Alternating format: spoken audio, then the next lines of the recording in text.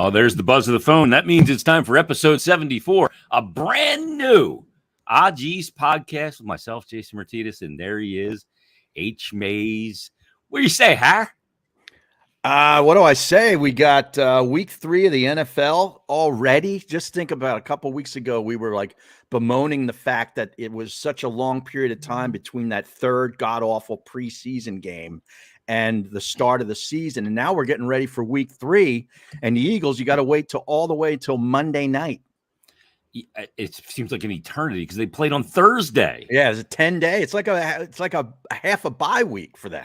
It kind of is. And they got a bunch of injuries too. So early in the season, you get the short week going into the Thursday game. Then you get the short week coming out of the Monday game. Right. And you hope that you can just survive it as a team and be in good order. But they had the short week at home, which is a benefit. I mean, at least they didn't have to get on a plane and fly. I know it's only like one time zone from Minnesota to Philadelphia, but still, so they didn't have to go through that rigmarole. And then they had a team in Minnesota that just loves to turn the ball over. They're at the bottom of the league already in turnover margin, lost their week 1 battle to Tampa Bay, who the Eagles play Monday night, because they turned the ball over 3 times. Cousins with 2 fumbles and an interception.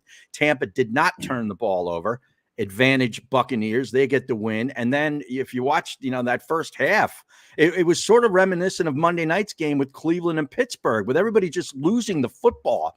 I don't know what to make of it. Between that and some of these devastating injuries that we've had already to major star players in the first 2 weeks, does this make coaches sort of reevaluate and reconsider their the way they handle their starters in the preseason? I don't know the answer, but if I'm Nick Sirianni, I am seriously, reconsidering some of the things and getting my starters at least a little bit of action in the preseason. I know you risk hurting them, and nobody wants them to get hurt in a meaningless game, but man, they come out, they look so sloppy. The league as a whole is just a slop fest. You are absolutely right, Harry. We had Tim McManus on from ESPN, and he said it is a country club in training camp now, comparatively speaking to what it once was. And it's odd because the reason the starters and the important players that are going to carry the mail for you in the regular season don't get any action in the preseason and are coddled is because of injuries. But is it leading to injuries once the games are for real? Yeah, That's the odd part. I think it's certainly leading to sloppy play. Now, I don't know if it's leading to injuries. I mean, poor Nick Chubb just got hit right on the knee the other night. That was awful. And I loved how, Troy Aikman says, we're not going to show it. And then they ended up showing it. Somehow I saw it. And then I saw it, of course, all over social media. And just to see that knee go back like that. And you could hear him moaning on the field. Yeah. Did you notice that? He's just going, oh. And I'm like, oh, my God, that poor guy. Because he's had devastating knee injuries in the past. I think even at Georgia, he tore his ACL, I think. And you lose the best running back, arguably in the league, on week 2. You lost one of the best quarterbacks and maybe the best story in the offseason in week 1 in Aaron Rodgers. And, nobody wants to see backup quarterbacks play. Nope. So, I mean, hopefully I never want to see anybody get hurt, even if it's the opponent that you got this week. I just, it ruins it for me. I mean, I tune in for this shit. I wanted to see Aaron Rodgers play Monday night in week 1. I wanted to see Nick Chubb maybe go for $150 against Pittsburgh the other night, but we don't get to see that. Unfortunately, it's such a brutal game, but something tells me that the preseason inactivity may lead to some of this. Yeah, there's no scar tissue built up in the preseason when you're not playing any real football. You're just kind of running around and playing flag football. The thing with the Aaron Rodgers thing is that is not arguably the biggest storyline. That was the massive Hard Knocks, him going to the Jets to resurrect this franchise that's been in just dreck for years. Nothing has worked there, right? Right. I mean, going back, they had a good run for a season under Mangini. They got to playoffs 2 years in a row with Mark Sanchez at the quarterback. They got to conference final. Yeah, and Rex Ryan is a coach. Right. Right. Yeah. But other than that, since then, it's been just disaster. Yeah. What are we going back to? Richard Todd, Harry? Yeah. I mean, you go back to the Kotite days. Right. I mean, it's crazy. And you get Aaron Rodgers, this now polarizing figure in this storyline. And look, he is still great. But then he blows the ACL. Are you kidding me? Yeah. Oh, my God. Oh, the Achilles. He had the Achilles. No, New York market. He was an Achilles. Achilles, yes. Yeah, the Achilles. No, not Achilles' Last Stand by Led Zeppelin. Well, which we'll talk about. That Presence album. And, bringing it all full circle, we're going to get into a little Led Zeppelin at the end of the program. Yeah, but yeah, that's devastating. I mean, the NFL's got to be going, you got to be kidding me. This is the biggest market in the country. And how many? They're in so many primetime games. Now we get Zach freaking Wilson like 4 or 5 more times in primetime games. Thank you very much. Can't we just flex Zach Wilson to like a permanent noon start on a Sunday? He shouldn't even get the 1 o'clock start. He should start at freaking noon. You're right. He stinks. Yeah. But it is amazing. We are in week 3 already. Like it happened. This thing like clicks so quickly. Bunch of 0-2 teams right out of the chute. The Bengals are 0-2 again. They were 0-2 last year. Yeah. 0-2. It's like I picked him on my fantasy team, Harry, the way he's performing. I didn't. You said okay. Any guy I picked at quarterback was always a disaster. Disaster. Now, Joe Ruffino checking in here. Harry is up at 11 a.m. Must have already played 18. Now, I don't even know how to take that. I mean, no, I haven't played 18, but I've been up since 5:30, like I am every day. And I was already at the dentist with Novocaine stuck in my jaw at 8:05 a.m. Thank you very much. Yes. I'm happy to report, Harry, that I was not out of the bed at 8:05 a.m. Oh, my God. I don't know how you do it. How do you do that? It's easy. You don't get up. It's really simple, Harry. You just don't get up. Yeah, but I mean, what does the old lady say? Like, she's getting up to go to work and slave and, makes all that money for you. Like, she should be like getting you out of bed, making you make the bed, making you make the kids the breakfast before you put them on the school bus. I mean, what's going on? She handles the mornings, Harry. I got the evenings. She goes to bed early. So it's shift work. Yeah. And you make the bed. I sleep in my studio half the time. Oh, jeez. This is the apartment, Harry. I know what I'm doing. The apartment. I got it all worked out over here. Don't you come in here and start screwing it up, put any ideas in that head. Jesus God. Yeah, well, what do you think of the Eagles 2 weeks in? They're 2-0. And in the NFL, that's all that matters. That is it. This isn't college football where style points matter. And if you're playing a bad team, you got to beat them by 35, or it's considered like a half a loss. That's not the way it is in the NFL. And fans need to wrap their head around that sometimes, because we forget about that. Like, getting a win is all that matters. That's it. And they're 2-0, and they have played far from their best football. Yep. And here's the deal. I saw somebody tweet this out. I think it was Ross Tucker. He said that no win in the NFL has an asterisk in the regular season. It doesn't. You get a win or you get a loss. It's that simple. Give them a win, give them a loss, dog. Yeah. But the thing is, Harry, is I'm seeing some of these radio station like Twitter polls or X polls or whatever you want to call them these days, saying, "Hey, is the league caught up to the Eagles and figured them out?" It's like week 1, they didn't do anything in preseason. Right. If you were expecting a polished product and you didn't see it, that is your fault. That's a you problem. That is. Yeah. That's it. That's people not having. We have this expectation. Oh, they went to the Super Bowl last year. They're going to come back and they're going to play like they played in the NFC Championship game right away. It does not work that way. Right. Brock Purdy isn't walking through that door. Yeah. It does work that way, especially the way they prepare in the NFL now.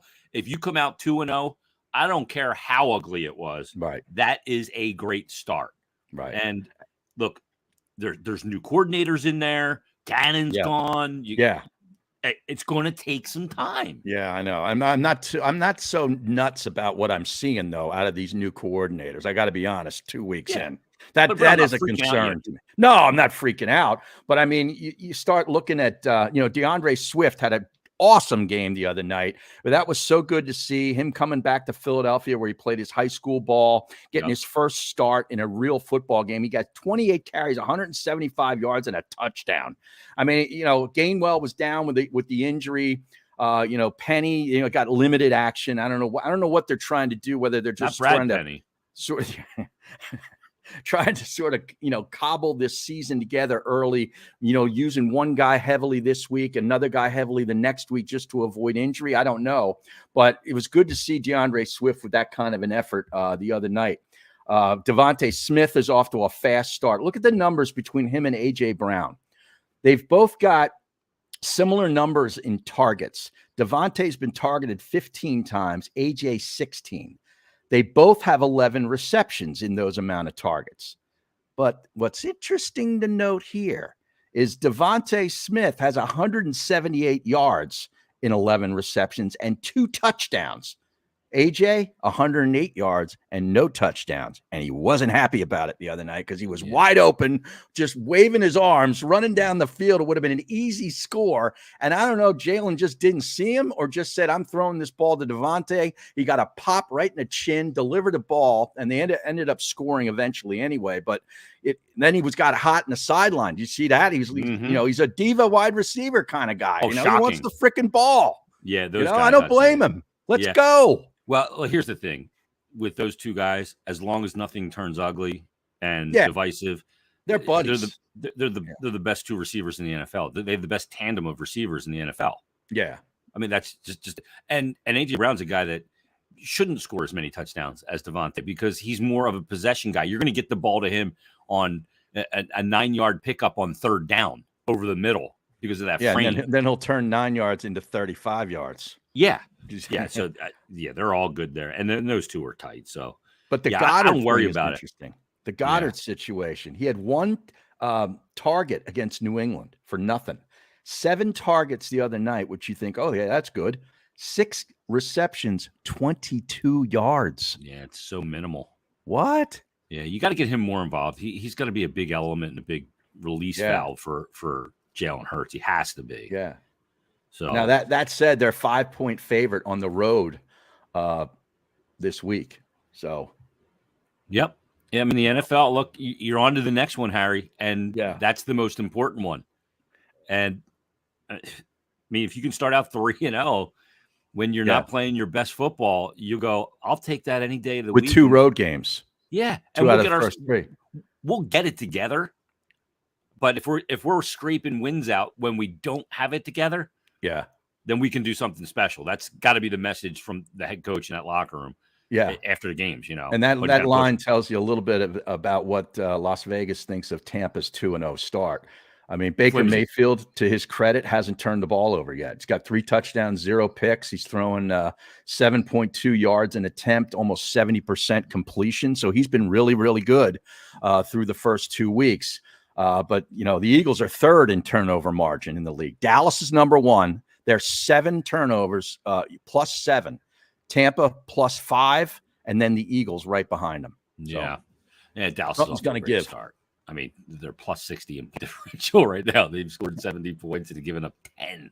Yeah, with the 2 New York teams, they got the break with no Aaron Rodgers. But I'll tell you, that Giants team, did you watch any of that on Sunday afternoon? They hideous, Harry. Well, they ended up getting a win on the road to their credit. They're 1-1 now. They started out their first 6 quarters of football being outscored, I think, 60-0. Jeez. Imagine that locker room at halftime. Yeah. Bring Parcells back. I know. All right. Bring in the tuna. Oh, my goodness. Yeah, that's embarrassing. And Washington's 2-0, which I took them over their win total back in August. Which was? I think it was 6.5. I think that's what I got. So they're 2-0. I took Atlanta over their win total. They're 2-0. So those were the 2 win totals I took. It's just kind of interesting to see how you start really formulating opinions about teams after 2 games. Everybody wants to overreact to week 1. The real overreaction is after week 2. Like, oh my God, we're 0-2. Oh, yeah.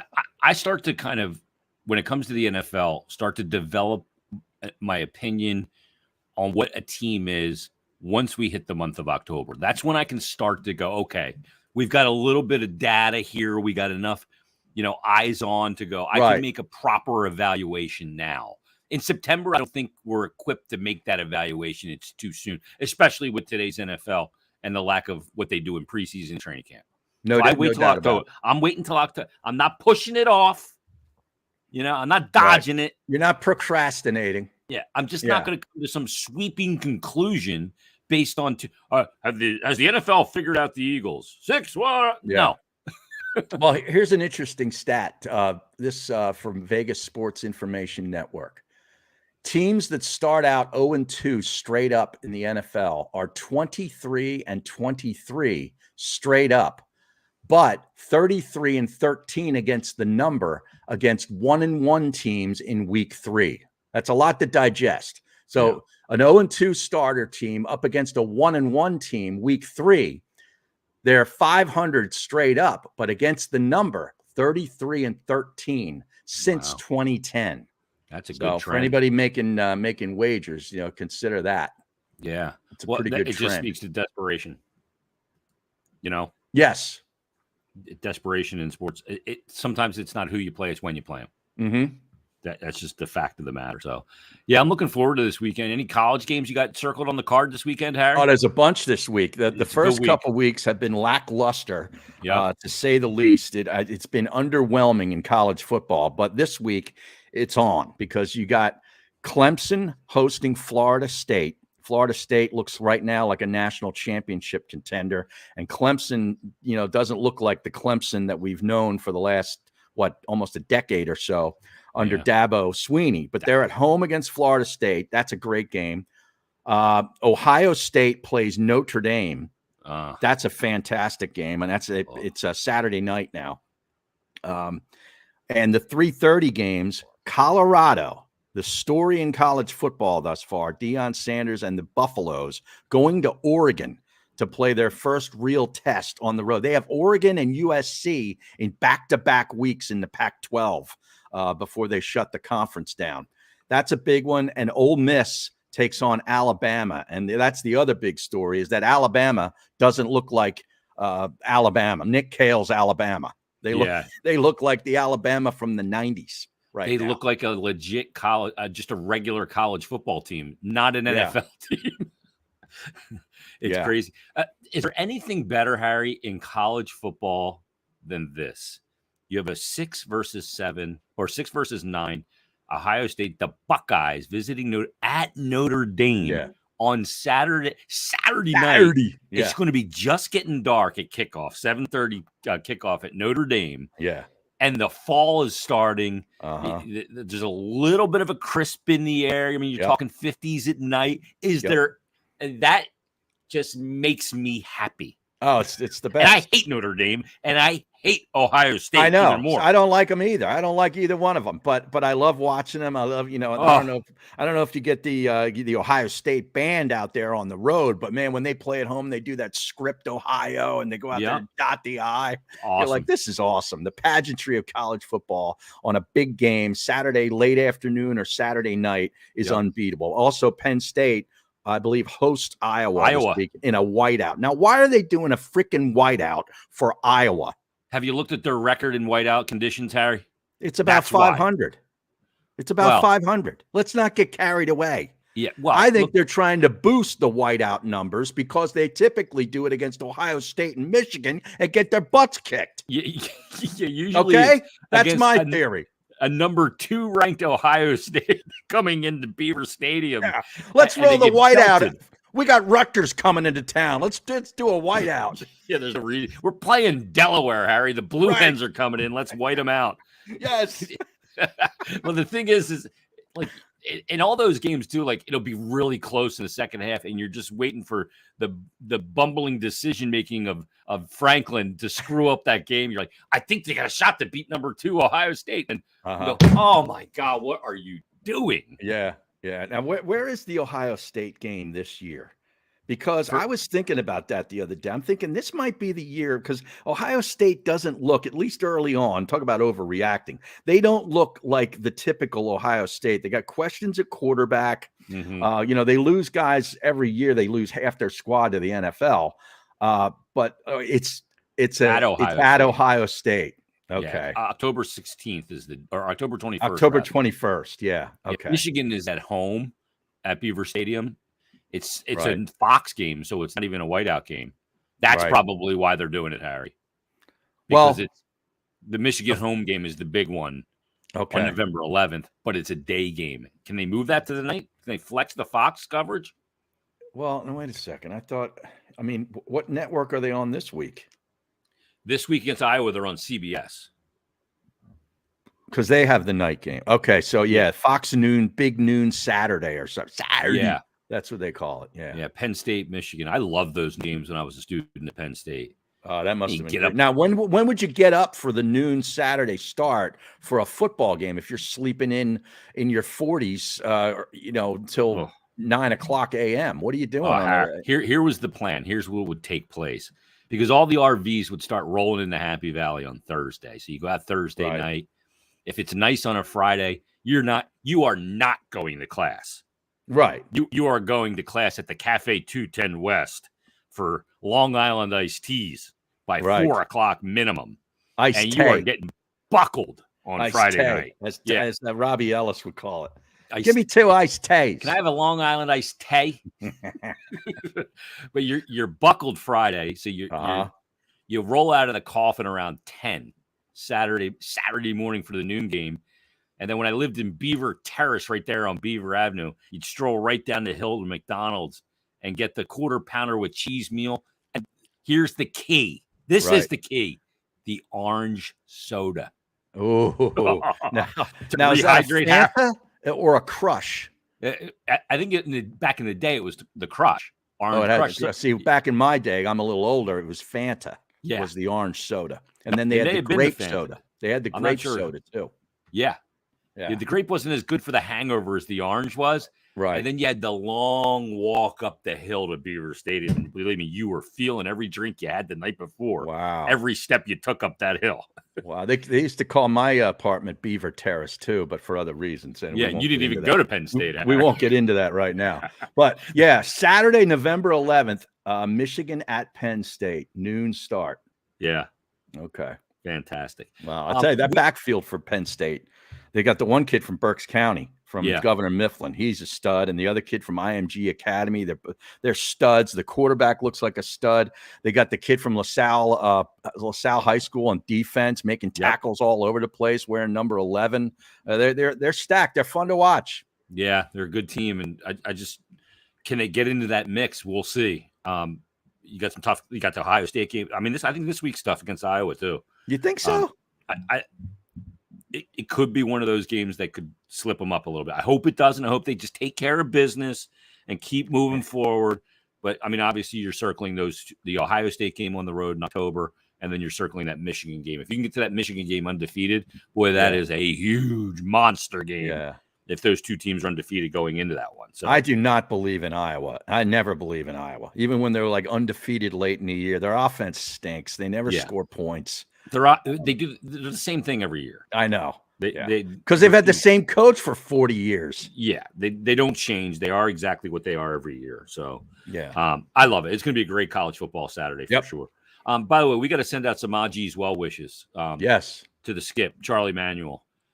Apparently, Harry, I guess he suffered a stroke while having a procedure done. Yeah, I mean, your body is maybe his heart susceptible, right? When you're having some sort of surgery or something. A lot of things can happen because your body goes into some apoplectic shocks and stuff like that. And he had a stroke. But I saw the tweet that he put out today. I don't know if he typed it, but he just said, from Charlie Manuel, CM Baseball 41. I want to thank all the people who are pulling for me. I'm touched that you are showing me love. And I want to thank LKLD Regional Critical Care. That's Lakeland, Florida, I believe. Lakeland, Florida Regional. Their team for hustling and being on time.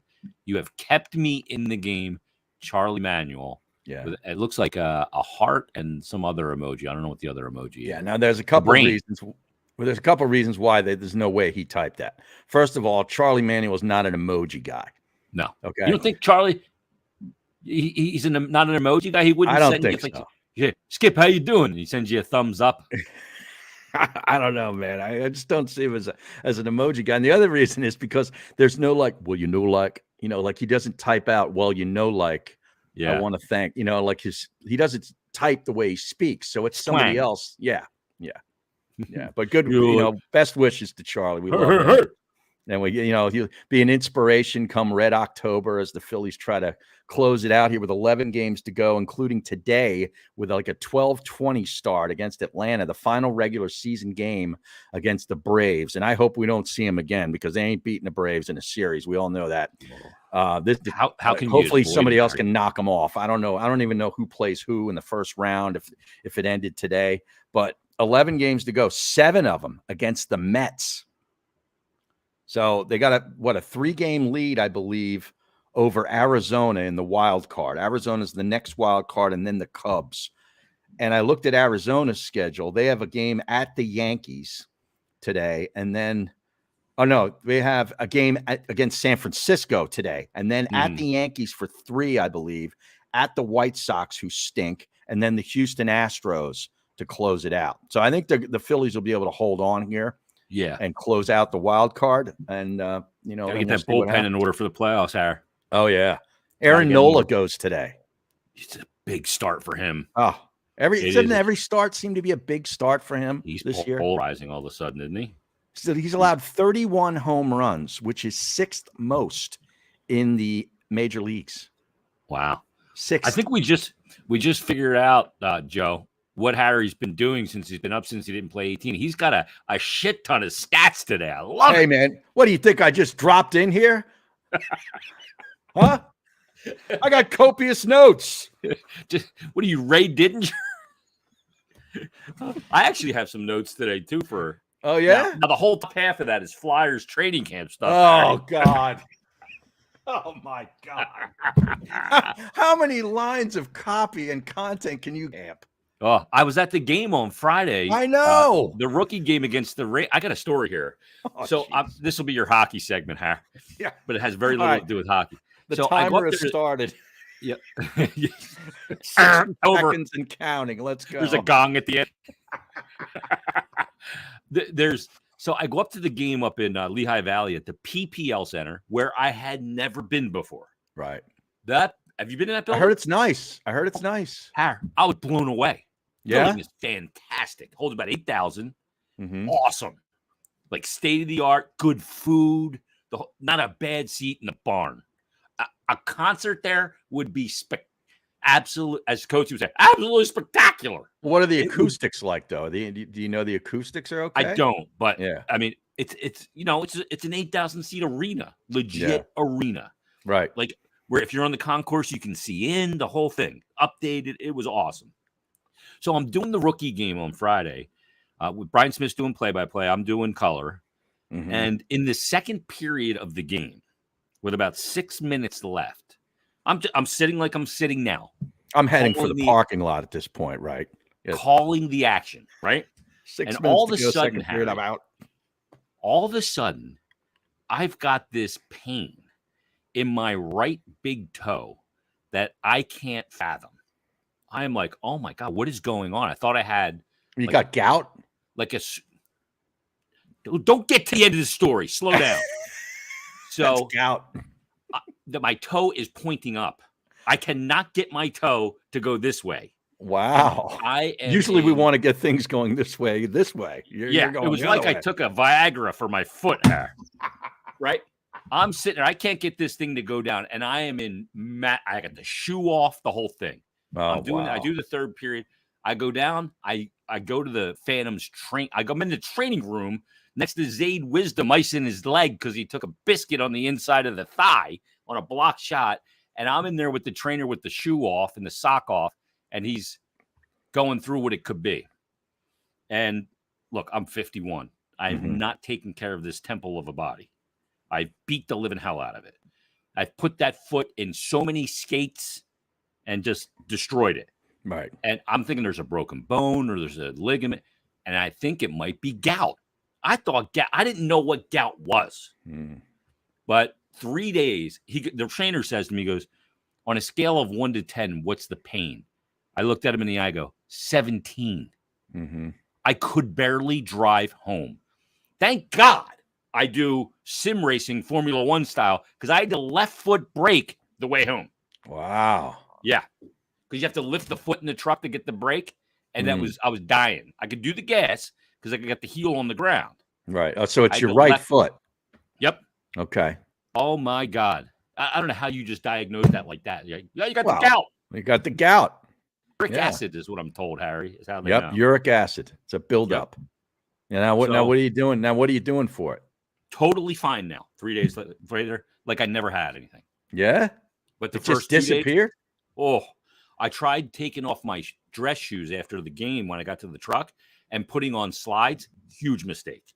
I needed the support of a shoe. So I went to the steel toe boot the next day to go to my camp with the old lady, and that was heaven. So I'm wearing shorts and these big work boots, my cat work boots. Oh my God. Like, are they Red Wings? No, or are they Timberlands? Too expensive for me, Harry. Oh, okay. No, they're Caterpillar. Oh, okay. Yeah. Here, I'll show it to you. Hold on. Here's the boot. Oh yeah, here we go. We need this. It's a nice. Let me put my ears back in, huh? Yeah. A nice cat. Cat products. Oh yeah, I didn't know they made the boot.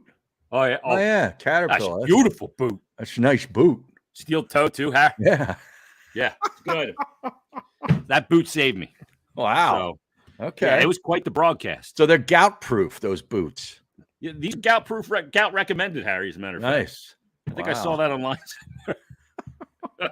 By the way, I have a power tool here too. I just kicked. I didn't remember to have it. I was at the store yesterday. I picked up this thing really blows, Harry. Is that a Ryobi? What is it?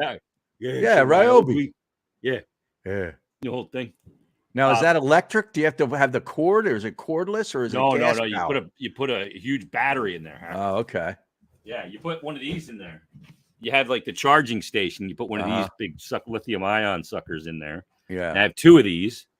They last like 25 minutes each, and I can blow everything. 25 minutes? That's it? Oh, yeah. That thing's powerful, Harry. Wow. Yeah, that's a jet engine. That's one size short of the one you strap on your back. Yeah, like the landscapers that do my my area up here. Yeah, they look like they got a jetpack on. Oh, I know it. It sounds like a jetpack. For every Tuesday morning for about an hour and 15 minutes, I hear nothing but all throughout my house. Your whole body's vibrating. If I had that thing, the old lady be strapping that thing on all day. She'd never leave the house. Jesus. Buckled with the leaf blower on, sitting on the deck. Jesus. Wow. Let's tell people about Fudge Kitchen. A couple more things to get to.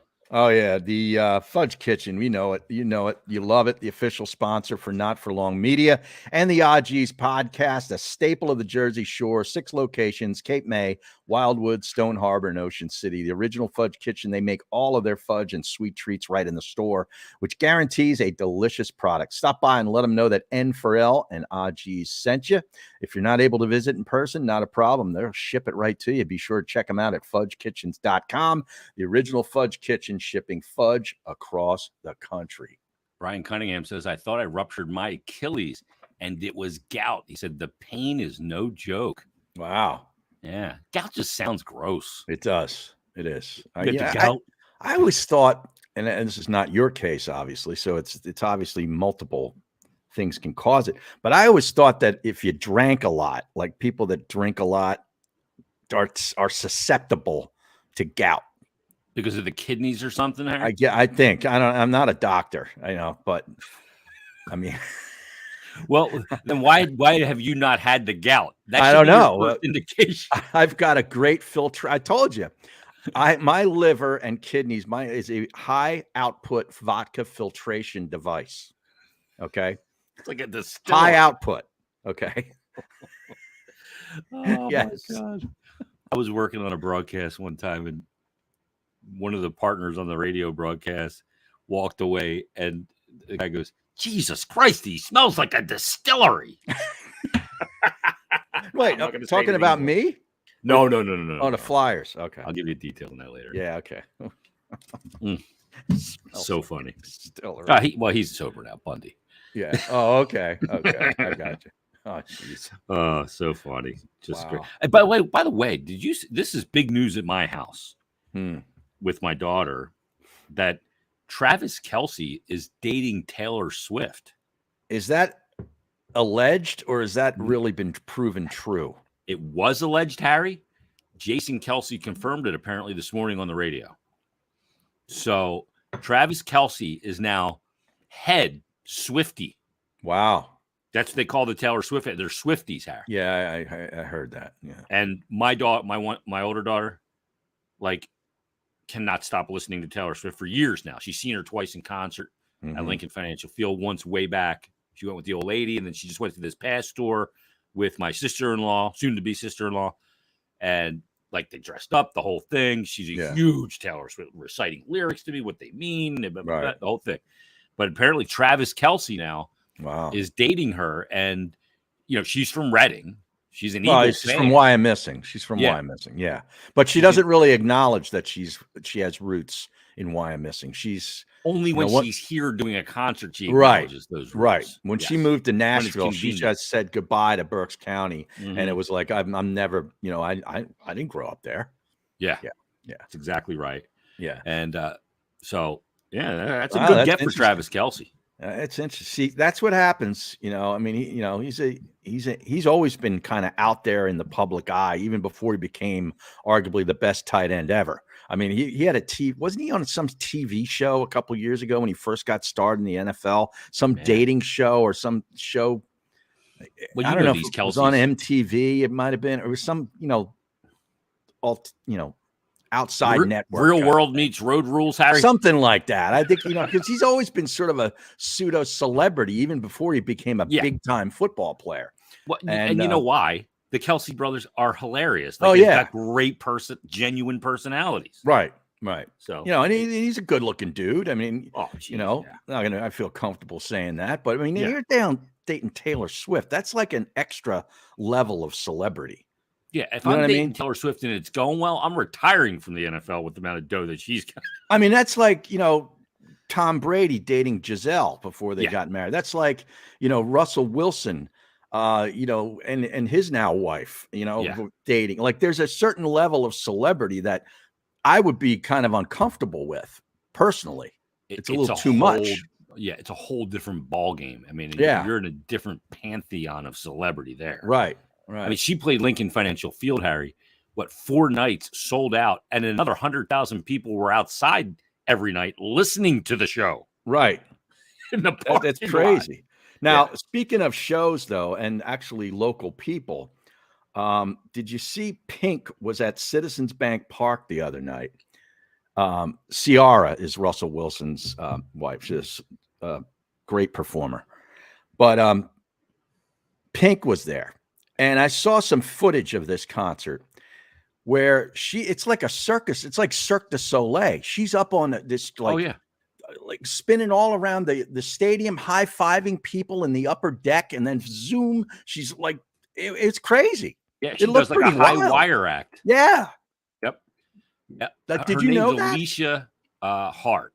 She's from Bucks County originally. She's from Doylestown. Yep. Right, and is now married to, I believe, a motocross guy. Kerry Hart. Is that right? Okay. Yeah. And they live probably out West California somewhere probably now. I'm sure. Yeah, she's from Doylestown. Yeah. And you're right. She's 44 now, but she's always been like you can tell, kind of like fit. Strong, very strong. Yeah. But she does all that stuff on the ropes and stuff. I remember she did like MTV Movie or Video Music Awards years ago. Yeah, it's unbelievable. It's like a high wire act. It's crazy. Yeah, and she's singing while she's doing it. It's like, like, how are you doing this? I know. It's got to be in incredible shape. Yeah. Yeah. When I saw the videos of this stuff, I'm like, I would have gone to that show. Yeah. Like, I'd have been entertained. I'm not going to see Taylor Swift, but I would have gone to see Pink. I took my daughter. How about this? Not this year. So right before the pandemic, the Friday when the pandemic, everything shut down, March 18th of that year. Like, everything happened, like, the 17th was, what's his name in the Jay Wright in the NBA. LeBron. No, the dude that like said, and then he ended up getting.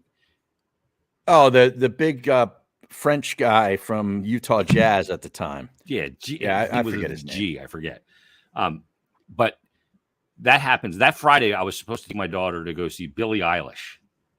Oh, wow. Right? Obviously, it got postponed. It got rescheduled for Super Bowl Sunday, not this year, but the year prior. So I took my daughter to see Billie Eilish. I'm going, oh, geez. Like, I've heard some of this music. It's really ethereal. This is how's she going to have any presence in the Wells Fargo Center? So I go to this concert, and she was unbelievable. Really? I was blown away. I'm like, really? Holy cow. It was sold out. I'm like, this is insane. I couldn't believe it. So sometimes seeing a band live changes everything. Now, I'm not in the car this afternoon driving to the Wawa pumping Billie Eilish. Right. But I was impressed by the concert. Maybe Billy Idol. Yes. Yes. But I heard Peter Gabriel was in town about a week or so ago. And a buddy of mine I play golf with went to see him at the Wells Fargo Center. And he's in his 70s. And he said it was incredible. And I saw Peter Gabriel back in 1986 on the So Tour. And I was a big Genesis fan and Peter solo fan up until then and still am today. And it was one of the best concerts I've ever seen. And I've seen over 100, different acts. Yeah. And apparently he still got it, that Peter Gabriel. Yeah. He's a freaky looking guy. Well, yeah. He's 73.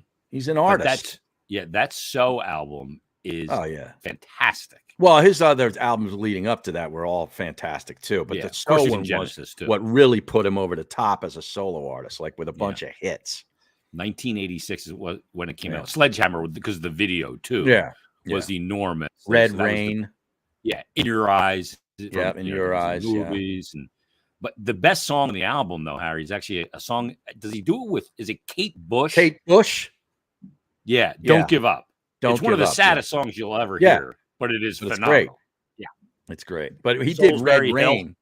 He did Red Rain, and he's laying on the stage, like in like a fetal position, singing the song. He'd do that wireless mic too. He was one of the first ones. I mean, Madonna, I think, might have been the first one that I remember using. But Peter Gabriel had it on too, and he's laying on the stage, and the lights were like. It was almost like the lights came alive and they started attacking him, and they're coming down like within inches of his face, and they're bright red. It was like theatrically, it was incredible.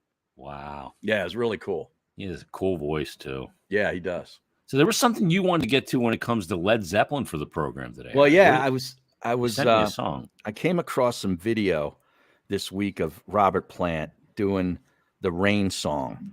With a band, not Zeppelin, but a band that like his band, in one of his solo incarnations. And it was really, the band really when I got the crap kicked out of me at his show, Harry, by his tour manager. It might have been. It might. The guitarist from The Cure was on that tour with him. It might have been, but it was really, really good, and it got me down a rabbit hole of Led Zeppelin, and I stumbled upon a song that I had, loved from Physical Graffiti.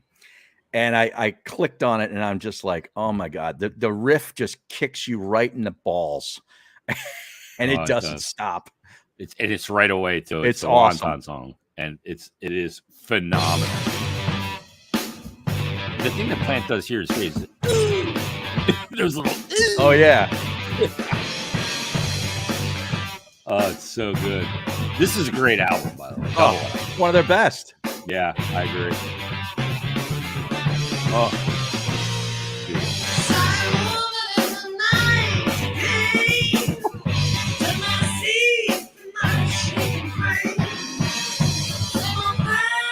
Oh, it's so good. Like, how many times have you been in the car and trying to do that voice? Oh, I know.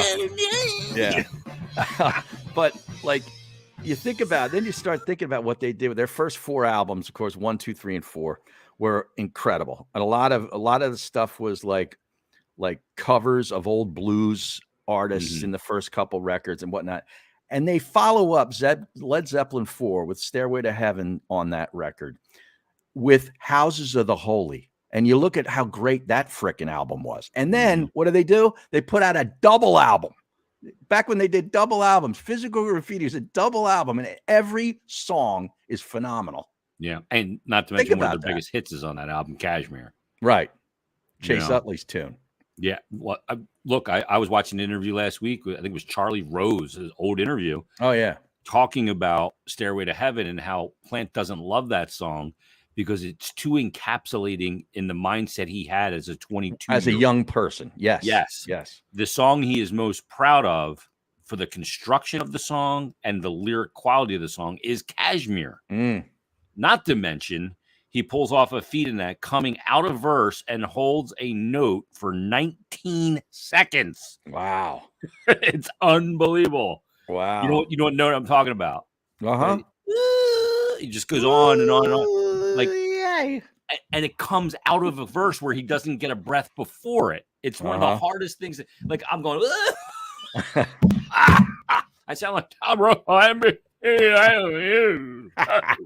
And that, of course, Jimmy Page in the Dad Gad tuning. Yeah, he for loves Kashmir. Dad Gad. Yes, he does. Rain Song's Dad Gad as well. Yep. It's unbelievable. The amount of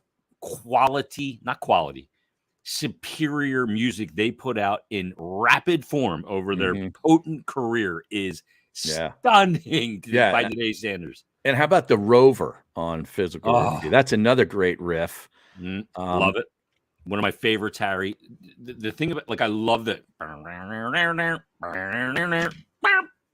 Like, that's House of the Holy, but on the Rover, I gotta play it. Yeah, and it's gonna Custard Pie. That's another good one. Just the names of the songs are great, aren't they? But the Rover, this one, like the tone of the lyric part is so good. Here we go. Let me get low volume here.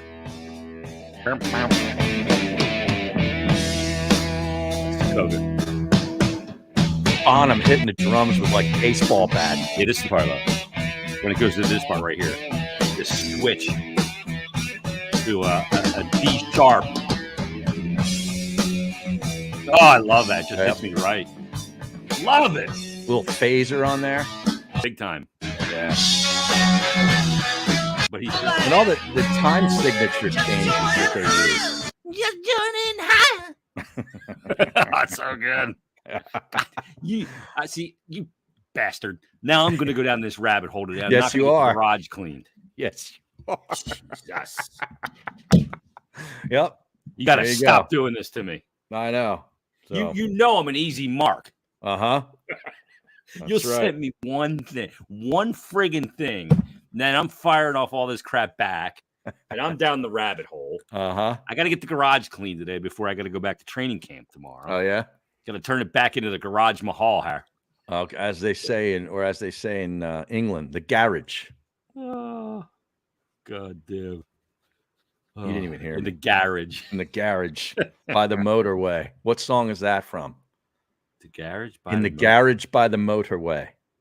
Oh, I need a little melody if I'm going to get that. I don't know if I can get that. Piano player. Billy Joel? No. Oh, Elton John. Correct. It's garage. It's Elton John because English. It's Levon. Oh, yes. Yes. Oh, that's a great song. Yeah. There you go. See, I'll send you down another one. See, you God damn it. You do this all the time. Now I'm going to go down this Elton John rabbit hole, watching videos of the first time he ever played Tiny Dancer. Oh, yes. You sent me. I sent that to you. Yes. You did. The song, he's like, oh, Bernie wrote these lyrics. So I kind of wrote the song. He's just fiddling and comes out with Tiny Dancer. It's unbelievable. And you send me this crap, knowing full well that I got shit to do. Right. And I'm going to get nothing done. Nothing. Yep. All right, that's it. That's episode 74 of the Odd G's podcast. We'll talk to everybody next week. Have a great couple of days. Enjoy your football. Great college football card this weekend. And we shall talk to everybody next week on a brand new Odd G's podcast. See you, everybody.